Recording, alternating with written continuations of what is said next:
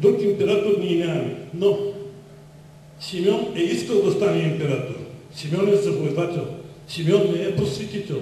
В момента го виждам като просветител с християнския знак. Какво прави този християнски знак?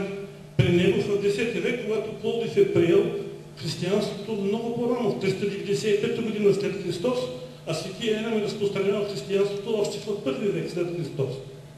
Тоест, мантията му е също императорска. Нали? Няма нищо против коня. Коня е изящен. Това му се прави хубави коне. Нали? Нека да се остане. Но облеклото на Симеон и диадемата тук отгоре просто не пасат. Не пасат. Както и това, което държи. Мантията му. Симеон е воин. Симеон е завоевател. Симеон трябва да бъде с бойни доспехи. На същия той е кон. Нали? Съвсем друг начин. Мисля, че с бъркани диспропорциите, гледам краката му какви са къси кръчетата, нали, а тялото му толкова високо. Представете си той да слезе от коня с тези крака и с това голямо тяло. Смешна работа, просто. Нека да не повтаряме другите грешки на другите управници в миналото.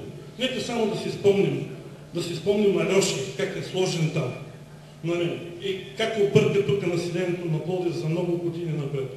Нека си спомним отходните канали като паметници на културата в Цар Симеоновата градина. Нека да си спомним Филип Македонски, който бе отречен от всички български историци, с изключение на господин Димитров, но аз не му се следва. Владиката си тегли да си построи там църква. Областният си тегли да си го сложи пред областната управа. Господин Гергов отначало теглише да си го сложи до панира, защото той е шеф на панира и дава парите. Нали?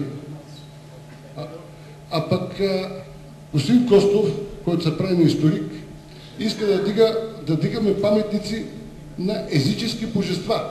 Абе, нали сме християни? Как ще дигаме паметник на Аполон? Нали сме се покръстили? Нали Симеон? Айде млад да има църква и до него паметник на Аполон. Нека да довърша. Хората го чуха. Не милиционерски реплики няма да правиш, не е казал това. Що не млъкнеш? Защото не е казал това. Дай един лев за паметник и тогава говори. Не, няма да лъжиш. Хората го чуха. Той не е казал паметник на Аполон да се издига горе.